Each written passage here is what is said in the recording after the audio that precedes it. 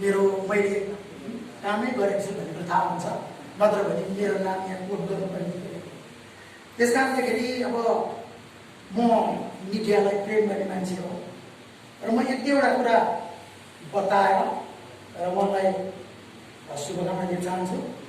त्यस कारणले गर्दा मलाई चाहिँ चिप लिएर नआउनुहोला, के भन्दाखेरि यो सबै एक्स्ट्रा गएर बुझ्दै हुन्छ। त्यस कारणदाखेरि मलाई चिप लिएर आउनु पर्ने अवस्था म बोलिदिनु विषय। सबभन्दा पहिला कुरो म याद दिलाउन चाहन्छु, जब हामी नयाँ करारलाई पल्टाउँछौँ र नयाँ करारका पानाहरू पल्टाउँदै जाँदाखेरि पावलले नयाँ करारका कतिवटा पत्रहरू लेख्नुभयो।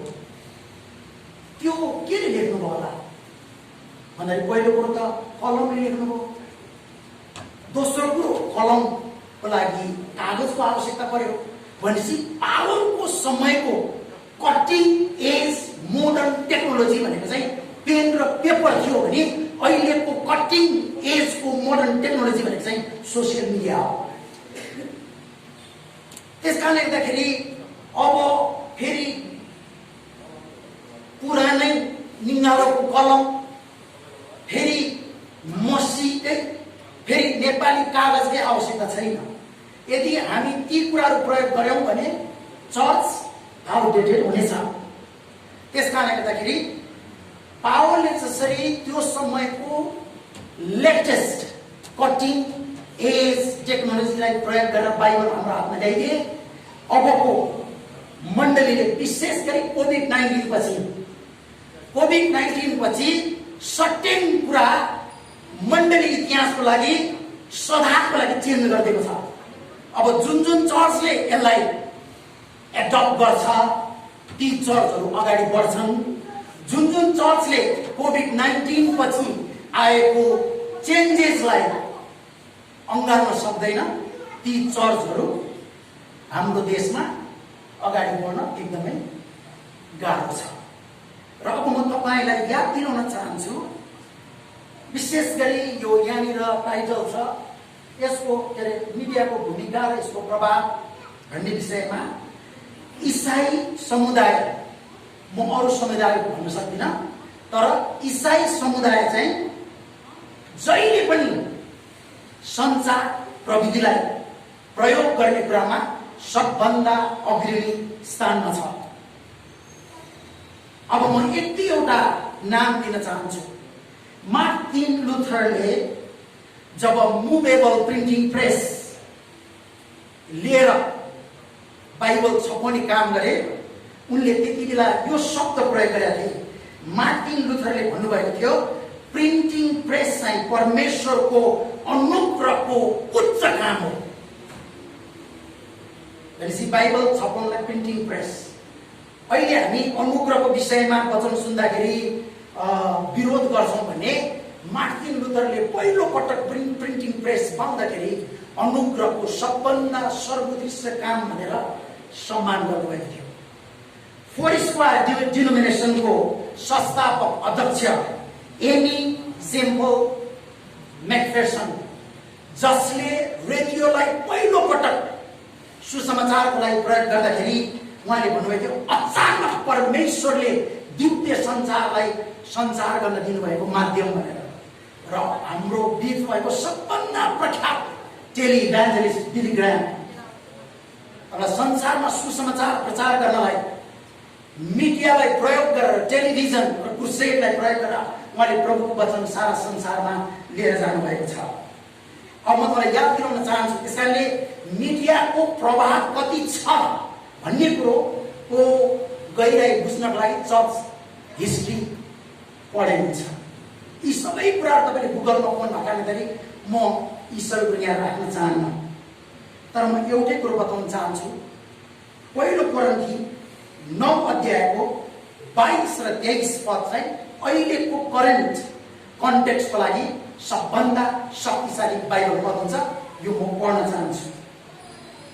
पावलले पहिलो कोरिन्थी 9 को 22 र 23 मा यसरी भनेका छन्, सब प्रकारका उपायले कसै न कसैलाई बचाउन सकु भनेर सबैका निम्ति म सबै थोक बनेको छ।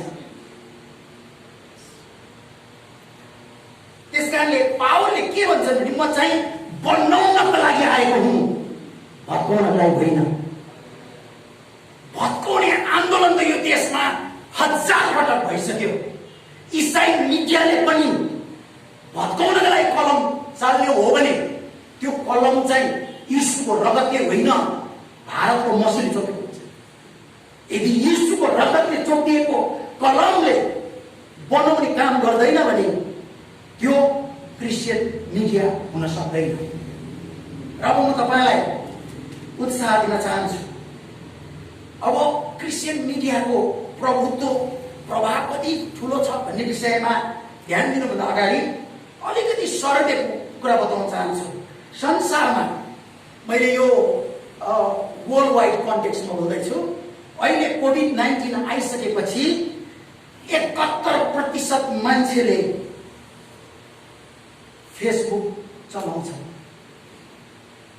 कोभिड-19 पछि कुरा गर्दैछु। यो मैले लगभग 71% मान्छेले फेसबुक काहीँ न काहीँ कुनै न कुनै बेला चलाइरहेको हुन्छ भने मण्डलीले सोसियल मिडियालाई प्रयोग गर्ने कि नगर्ने? नम्बर 2, अब यहाँ नेपालमा चाहिँ झाडे पाडे पढेको नपढेको जो मान्छे पनि ट्विटरमा आएको देखिन्छ। वास्तवमा ट्विटर चलाउनका लागि नेपाली कन्टेक्स्टमा होइन, बाहिरको कन्टेक्स्टमा चाहिँ आम्दानी यदि $500,000 भन्दा माथि छ, वार्षिक $500,000 भन्दा माथि छ भने त्यो मान्छेले ट्विट गरेको अर्थ हुन्छ। त्यसैले ट्विट चलाउनका लागि बौद्धिकताको खाँचो छ, आर्थिक कुराको खाँचो छ, पर्सनालिटीको खाँचो छ। अब हाम्रो त यहाँ ट्विटर त च्याप पनि मान्छे चलाइरहेको छ।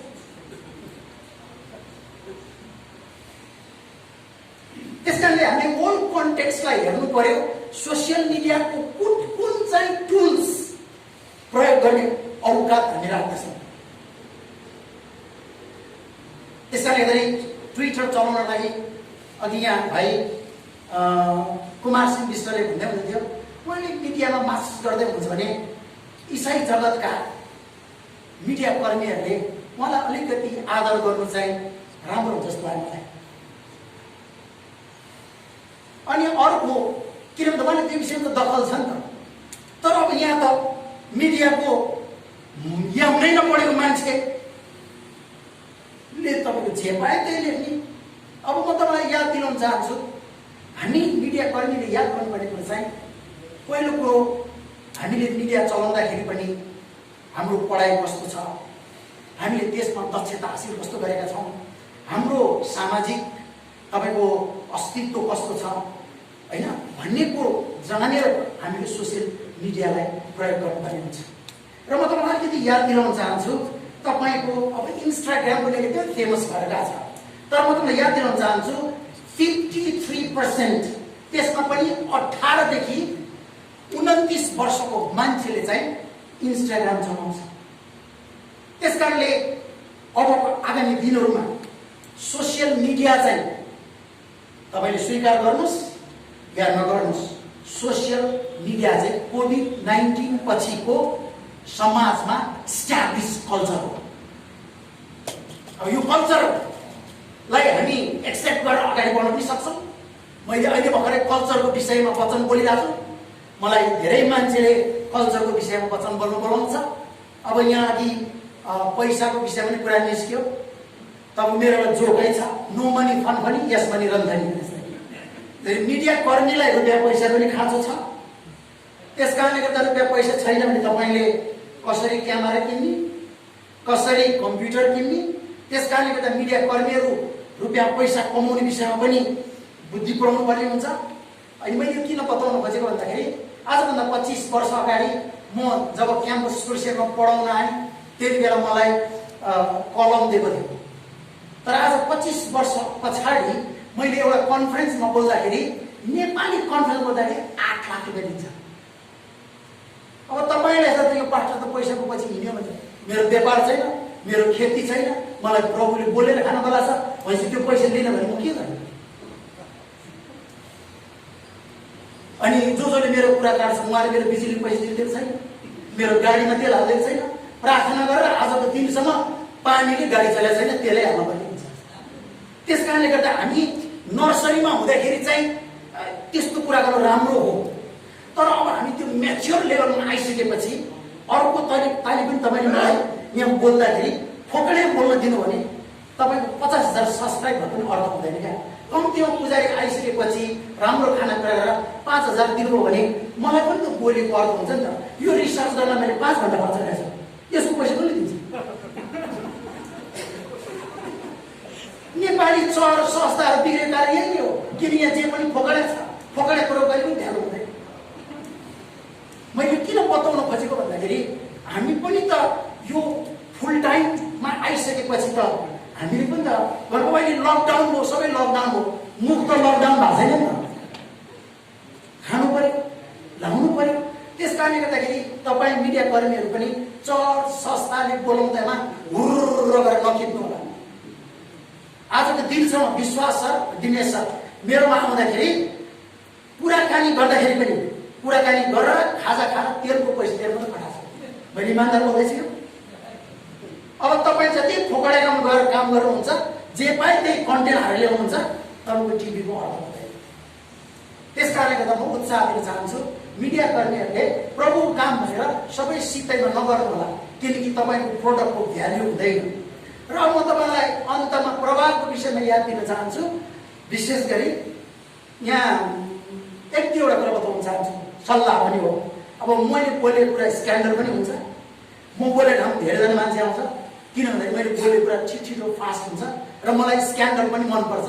लिडर चाहिँ कहिलेकाहीँ स्क्यान्डल पनि आउनुपर्ने हुन्छ, किनकि त्यसले म कहाँ छु, म कस्तो अवस्था छु, मलाई कस्तो मान्छेले फलो गर्छ भन्ने विषयमा मलाई थाहा हुन्छ। गत शनिबार मैले वचन बोलेँ, वचन बोलिसकेपछि अमेरिकाबाट सबै तपाईँहरूले जयमसी टिभी, वचन टिभी सबैले हालेर डङ्गै हाल्नुभयो। 5,000 जनाभन्दा बढी मान्छेले हेरेको छ। मेरो अडियन्सको डाक्टर सरिता थापा, मेरो अडियन्सको डाक्टर छत्र सुब्बा, उहाँहरूले वचन सुनिसकेपछि भाइ आज तपाईँले मलाई बोल्नु है, मेरो अडियन्स त्यो लेभलको छ भनेपछि मैले झन् मेहनत गर्नुपर्ने हुन्छ। अब गत महिना मात्र मैले 30,000 रुपियाँ खर्च गरेर मैले आफूलाई तालिम लिएँ। त्यसैले मिडिया कर्मी दाजुभाइहरू यदि तपाईँको प्रभाव बढेर जानुहुन्छ भने मिडियामा तपाईँले पहिला तालिम लिनु होला, तालिम लिनु होला, सिक्नु होला, पढ्नु होला, आफूभन्दा जान्ने मान्छेबाट सिक्नु होला, अनि त्यसपछि आफ्नो दक्षता बढाउँदै जानु होला। अब म तपाईँलाई चाहन्छु कि मेरो यहाँ भाइ गुड न्युज भाइले राम्रो कुरा गर्नुभयो। पहिलो कुरो क्वालिटी, कन्टेन्ट अनि प्रेजेन्टेसन पनि क्या खोप्दै गरेको छ, बनाउँदै गरेको छ, क्यामेरा हल्लाउँदै गरेको छ। अब तपाईँले प्रभावकै कुरा गर्नुभयो। कोही तपाईँको मिडियाको दर्शक, मैले अस्ति एउटा क्रिस्चियन मान्छेलाई भेटेँ, उहाँले सङ्गीत गरेको 15 वर्ष भइसकेको रहेछ।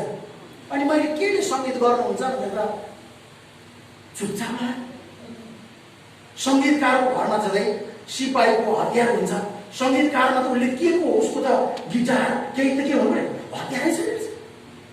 अनि उहाँले भन्छ म मागेर चलाउँछु नि। प्रिय यदि तपाईँको मिडियाको भिजन हो सबभन्दा पहिला परमेश्वरले तपाईँलाई क्यामेरा चलाउनुहुन्छ। मोटरसाइकल चढ्नुभन्दा बेस्ट क्यामेरा किन्नु होला, मोटरसाइकल चढ्नुभन्दा ट्रेनिङमा जानु होला। अनि तपाईँले जसले भन्छ मैले प्रभुलाई ठुलो काम गरेको नि, तपाईँलाई हट भए पनि होस्, तपाईँले प्रधानमन्त्रीको पद त्यागेर आएको हो यो काम गर्नलाई, तपाईँले कान्तिपुर टेलिभिजनको ठुलो प्रोग्राम चलाएर आएको हो, तपाईँले के खेत बेचेर 50 लाख पैसा प्रभु काममा हालेर आएको हो। मेरो प्रश्न क्या, क्रिस्चियनले जहिले पनि मैले प्रभुको लागि ठुलो मूल्य चुकाएको छ। आजको दिनमा धेरैजनाले एक प्याकेट रगत पनि दिन्छ भनेपछि कि तपाईँले साँच्चीकै गरेर आएको भने मात्र मान्छेलाई भन्नु होला क्या मैले चाहिँ आन्नाको 20 लाख पर्ने जग्गा बेचेर आएर प्रभुको लागि काम गरेछ भनेर।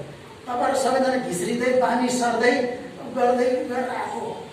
त्यस कारणले गर्दा आफूलाई के नगरे जस्तो नगर्नु होला। म यो कुरो उत्साह दिन चाहन्छु। अर्को दाजुले मलाई नबोलाइदिनु मेरो भन्ने छैन। र अर्को कुरो मिडियाको मैले 1-2वटा तालिममा पठाएँ मेरो चर्चको मान्छे। त्यो मिडियाको तालिम आएपछि मेरो चर्चको मान्छेले मेरो अधीनमा बसेन, न्युपो खोल्न थाल्यो। त्यस कारणले मिडिया कर्मीहरू जसले तालिमको आयोजना गर्नुहुन्छ, मेरो दर्शक जोडी बिन्ती छ, तपाईँले गर्ने तालिमबाट त्यो सिक्न आइसकेपछि त्यो मान्छे प्रभुको अधीनमा बस्नु पर्यो, मण्डलीको अधीनमा बस्नु पर्यो र उसले पाएको वरदान परमेश्वर मण्डलीको लागि प्रयोग हुनु पर्यो। अनि त्यो तालिमको अस्तित्व हुन्छ। अनि लोकल चर्चले तपाईँलाई सहयोग गर्छ। तर तपाईँको तालिम प्रचारेपछि उडौँ पत्र जस्तो बनाएर चर्चको विरुद्धमा खडा गराउने, मण्डलीको विरुद्धमा खडा गराउने, पास्टरले बोलेकै वचन करेक्सन गरेर यसो उसो गरे। मैले लामो बोल्छु होला, राम्रो बोल्न आउँदैन होला, तर मैले त्यही वचन बोलेर त्यो होइन प्रभुलाई हुर्काएर आज क्यामेरासम्म त्यो बनाइदिया।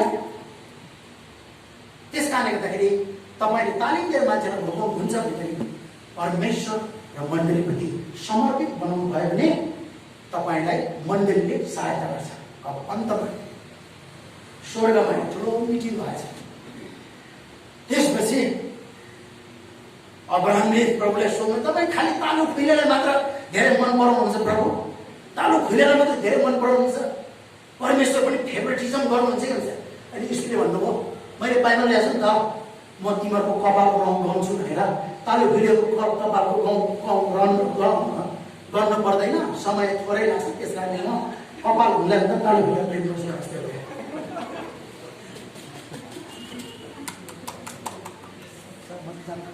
राजा सुन्दा पास्टरलाई धेरै धन्यवाद छ। तिखो बोल्नुभयो तर सही बोल्नुभएको छ। हामीले